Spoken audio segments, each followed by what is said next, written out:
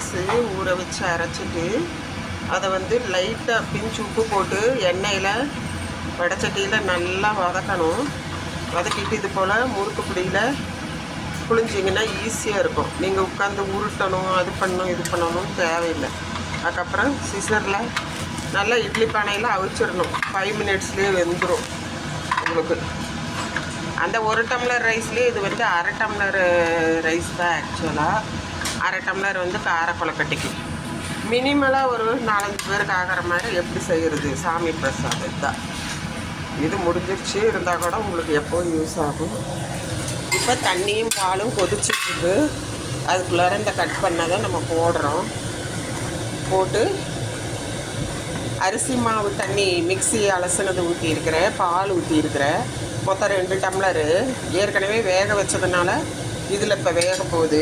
நம்ம வந்து ஏற்கனவே பாகு வந்து மாதத்துக்கு எடுத்து வச்சுறோம் பாட்டிலில். அது கடைசியாக ஊற்றி இறக்குனா போதும். ரொம்ப சிம்பிள் ரெசிபி, நிமிஷமாக ஆயிடும். உங்களுக்கு மணிக்கணக்காக நீங்கள் போட்டுட்டு செய்யணும்னு தேவையில்லை. மாவு கடையில் வாங்கி கரைச்சி ஊற்றி அதெல்லாம் இல்லை. இது வந்து கார அரிசி, பச்சரிசியில் செய்கிறதில்ல. இது வந்து கார அரிசி, நல்ல அரிசி. உங்களுக்கு இட்லி ரைஸ் தான். ஒரே நிமிஷம்தான் ரெடி ஆயிரும். இதை வதக்கிட்டு பாதி மாவை பிரித்து அதில் வந்துட்டு கடுகு, உளுந்து, கருவேப்பிலை மட்டும் தாளித்து கொட்டி இது போல் பிடி கொழுக்கட்டை பண்ணி வச்சிங்கன்னா சூப்பராக இருக்கும். உங்களுக்கு வந்து என்ன சொல்கிறது, 10 மினிட்ஸில் 2 கொழுக்கட்டையும் ரெடி. அப்படி பண்ண முடியுமான்னு நீங்கள் யோசிப்பீங்க. பண்ணலாம். அரைக்கிறது 2 மினிட்ஸ் தான். நேற்று நைட்டு ஊற வச்ச ரைஸு ஃப்ரிட்ஜில் வச்சுருந்தேன். எடுத்து ஒரு ஓட்டு ஓட்டிட்டு இப்போ இது போல் நல்லா வெந்து வரட்டும். சுக்கு, ஏலக்காய் பொடி 2மே போட்டிருக்கிறேன். இப்போ நல்லா பபிள்ஸ் வருது பாருங்கள். கொதித்து வேகட்டும்.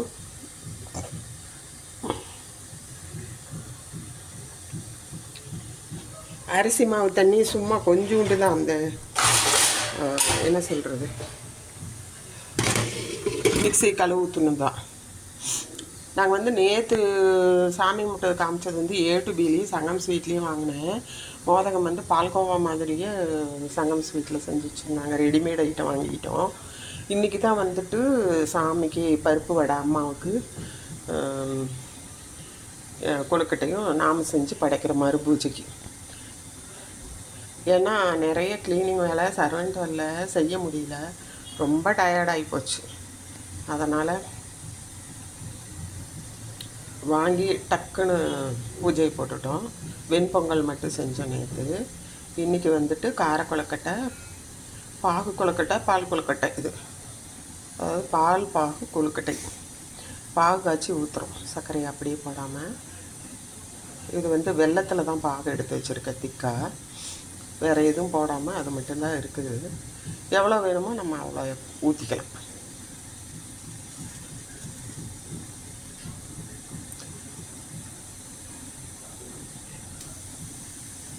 இப்போ கார கொழுக்கட்டையும் ரெடி ஆயிடுச்சு. ஆஃப் பண்ணிடலாம். பாருங்கள், 5 மினிட்ஸு. இந்த மாவு அரைக்கிறது 2 மினிட்ஸு, வதக்கிறது 3 மினிட்ஸு. நல்லா ஃபேன் காற்றுல ஆற வச்சுருங்க. ஆற வச்சு எடுத்துகிட்டு பகுதியாக பிரிச்சுருங்க. 1 டம்ளரில் பாதியில் இப்போ இது பாகு கொழுக்கட்டை நல்லா கொதிச்சிட்ருக்கு பாருங்கள். தலைன்னு கொதிச்சு சுண்டு வந்துட்டாங்க. நீங்கள் வந்துட்டு கிட்டத்தட்ட 10 மினிட்ஸு 5 மினிட்ஸ் உட்காந்து உருட்டிக்கிட்டு இருக்கணும். அப்படி பண்ண தேவையில்லை. இதுவும் வந்து சூப்பராக இருக்கும். அதை விடவே நல்லா சாஃப்டாக கிடைக்கும் நமக்கு. இப்போ நீங்கள் அந்த கொழுக்கட்டை செஞ்சிங்கன்னா உருண்டை, அதை விட இது சாஃப்ட் இருக்கும். எதுக்கு சொல்கிறேன்னா, டக்குன்னு மற்ற வேலைகளெல்லாம் செய்யும்போது நொடியில் பண்ணிடலாம்.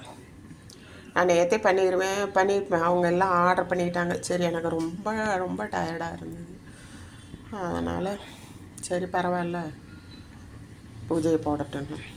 அதுவுமே A to B ஒரு சில கொழுக்கட்டையெல்லாம் நல்லாவே வேகலை. நாங்கள் திரும்ப வேக வச்சு எடுத்துக்கிட்டோம்.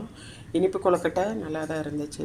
கார கொழுக்கட்டை வந்துட்டு கொஞ்சம் உள்ளேலாம் வேகாத மாதிரி இருந்தது. அப்புறம் திரும்ப வேக வச்சு எடுத்தோம் இட்லி பானையில். அது எதுக்கு அந்த 2 வேலை கொஞ்சமாக நம்ம போட்டு நம்ம அளவாக செஞ்சுக்கிறது செம பெட்டர். இது ஏற்கனவே வெந்திருக்கிறதுனால ரொம்ப நேரம் வேகணும்னு நமக்கு தேவையில்லை. இப்படி கொஞ்சம் மசிச்சு விட்டுக்கலாம். இன்னும் சின்னதாக மசிச்சு விட்டுட்டு ஆஃப் பண்ணிவிட்டு நீங்கள் வந்துட்டு திரிஞ்சிரும். அதனால் ஆஃப் பண்ணிவிட்டு இதை வந்துட்டு சேர்த்துக்கலாம். அவ்வளோதான், பாகு கொழுக்கட்டை, பால் கொழுக்கட்டை ரெடி. சரியா? செய்து பாருங்கள், ஃபீட்பேக் சொல்லுங்கள். சூப்பராக இருக்கும். இவ்வளோதான். இது இன்னும் கொஞ்சம் நேரம் போனால் 2 மினிட்ஸ்லேயே திக்காயிக்கும், செம்ம திக்காயிக்கும்.